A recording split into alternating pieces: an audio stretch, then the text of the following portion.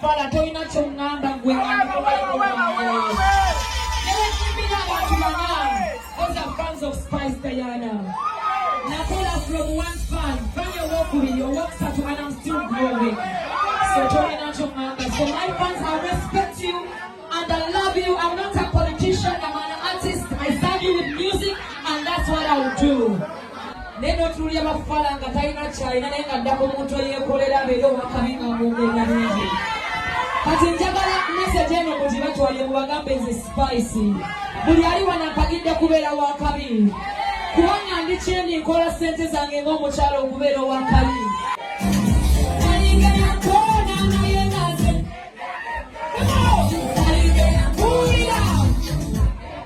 Kakati kano akayimba mwana kasome episewo message eno waliwo bakyali mwana abatalina byakola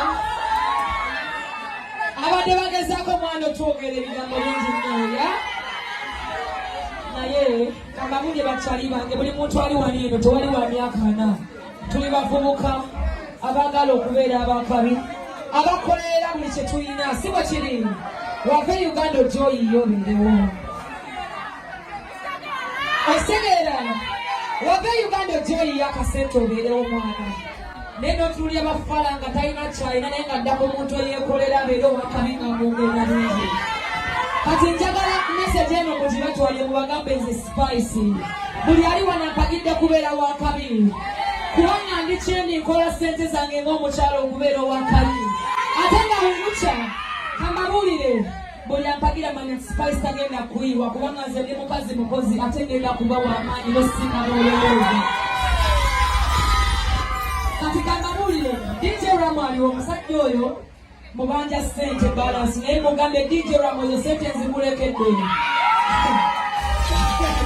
Mubanja ssente suka mu miliyoni 10 kubanga nze Spice nyimbira ssente nyingi naye DJ Ramo tonsasula wadde ennusu 2.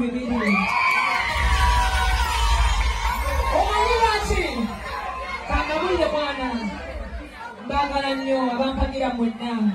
Mumanyi gye munzije ne wendi wetwogerera endongo gigyemu ebintu bingi ebyakabi naye tunulira fala talina kyalina njogererako mulimu gwange tolina kyomwamba. Oh, I'll translate my brother. I'll translate. Just give me a minute. I want to speak to my people from Uganda.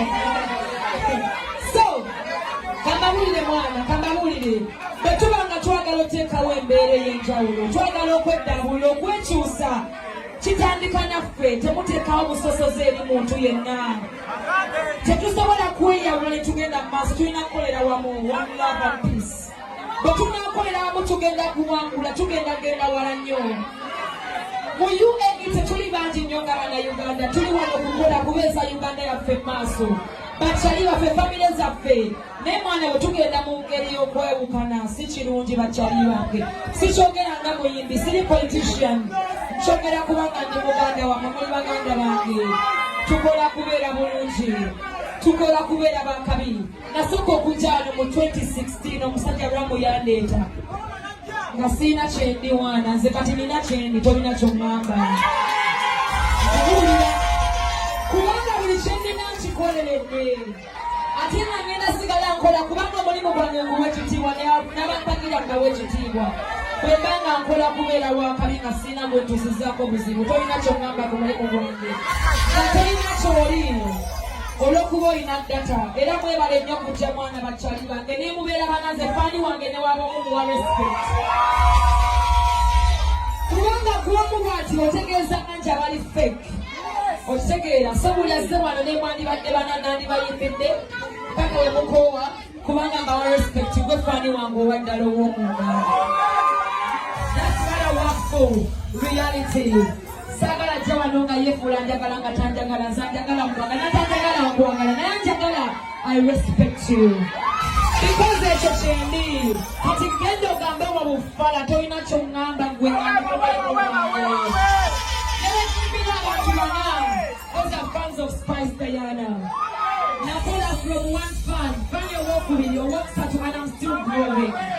So tolina ky'oŋŋamba. So my fans, I respect you and I love you. I'm not a politician, I'm an artist. I serve you with music and Okitegera ffenna tunyigirizibwa. Tetugenda kweddabulula nga tuli twawukanye, tulina kuba wamu one love. Ebituluma ebikuluma nange byebinnuma. Okitegeera naye tugenda biwanisa nga tuli muntu omu. Tetugenda kweyawula okubeera abakabi. Those are my simple words. Let's go. DJ Ram, don't forget. Don't put out the video. In fact, charity. Oinaba chala wana bagezaako okwebezaawo osobola ozirawa ssente ezo batambusobola wabba eri space basasula eryesi gyabwe ebiri it's okay. You can use your money for whatever you want. By the way, siina nnyo but nkimanyi nja kufuna okufiirwa million 10 is nothing because I'm a blessed God. Kuze ebigambo tebintwalanga mukoka nze lwakusirika ebyogerwa mbiwulira ebyensi byakwelesa nobako kyotunuulira ebiseera by'omu maaso byendiko sirwanira kati singa wagongola kizinga enkata naye nga talina kyetise ebigambo